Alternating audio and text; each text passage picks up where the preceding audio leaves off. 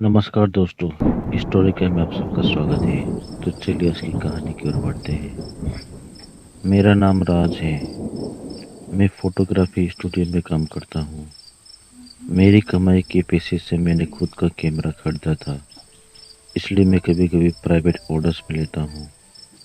एक दिन मेरे बॉस ने मुझे कहा कि पास के गांव में किसी की बर्थडे पार्टी है, उसमें तुम्हें जाना पड़ेगा और आने जाने का अलग से पैसा और फोटोग्राफी का भी अच्छा पेमेंट मिलेगा।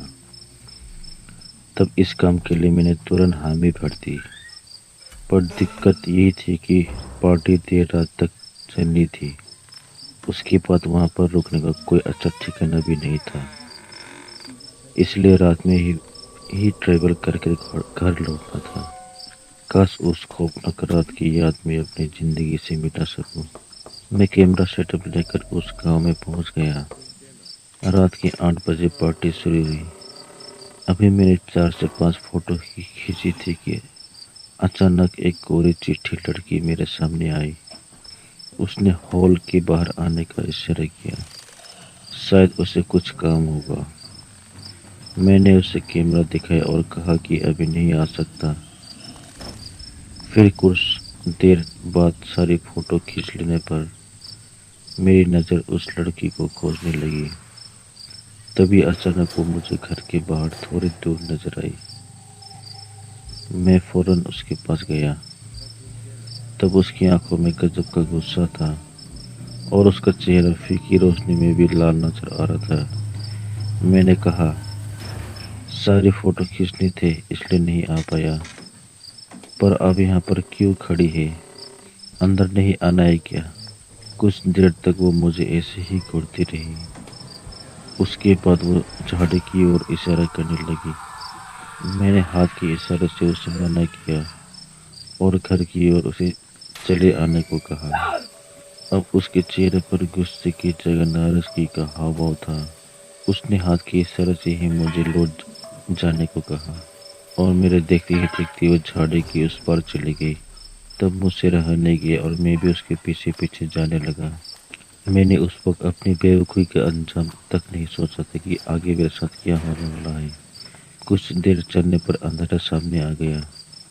मैं अचानक बेचैनी महसूस करने लगा और मुझे खूब पसीना आने लगा। अब मेरा दिल मुझे चेतावनी दे रहा था कि कुछ बुरा होने वाला है मेरे साथ। मेरा फ़ोन जेब में पड़ा था, लेकिन डर के मारे मैं उसे ऑन तक नहीं कर पा रहा था।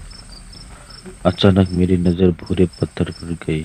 ऐसा लग रहा था कि वहाँ पर 2 लोग बैठकर बातें कर रहे हैं। मैं गिरते पड़ते उनकी ओर जाने लगा, लेकिन जब मैं वहाँ पहुँचा तो वो नज़ारा देखकर मेरा रूह कांप गया। वहाँ पर वही लड़की बैठी थी जिसने मुझे झाड़ी के भीतर आने को कहा था। तब उसी वक्त उसने अचानक अपना विकराल रूप धारण किया। उस भयानक आकृति से दिल दहला देने वाली आवाजें आ रही थी। मैं उसी वक्त वहां से अंधाधुंध भागा और किसी तरह एक कच्चे रास्ते पर आ गिरा। थोड़ी ही देर में 2 लड़के आए और मुझे बर्थडे पार्टी वाले मकान तक ले गए। उन्होंने मुझे धमका दिया और पूछा कि तुम इस झाड़ी पर क्या कर रहे थे। अब लड़की वाली बात पता कर मैं अपनी मुश्किल को और नहीं बढ़ाना चाहता था। तभी अचानक उन्होंने जोर का चाटा मारा और कहा कि फोटो वापस देने के लिए भी यहाँ वापस मत आना। उन्होंने मुझे फोटोग्राफी के पैसे दिए और फौरन वहाँ से चले जाने को कहा। मैं उस जगह से तो चला गया, लेकिन इस घटना के बारे में पता करने पर मेरे रोंगटे खड़े हो गए। उस घर के मालिक ने ही परिवार के साथ मिलकर अपनी जवान बेटी और उसके प्रेमी को मौत के घाट उतारा था। वे एक दूसरे से बहुत प्यार करते थे, लेकिन लड़का लोग से ताल्लुक रखता था, इसलिए परिवार वालों को ये सब मंजूर न था। कहा जाता है कि उन दोनों को वही कहीं झाड़ी के भीतर मार कर गाड़ दिया गया था। तब से उन दोनों की रूह एक साथ भटकती है। मैं उस खतरनाक जगह से तो बच के आ गया, लेकिन कभी न मिटने वाली भयानक यादें मेरे जहन में हमेशा के लिए बच गई। धन्यवाद।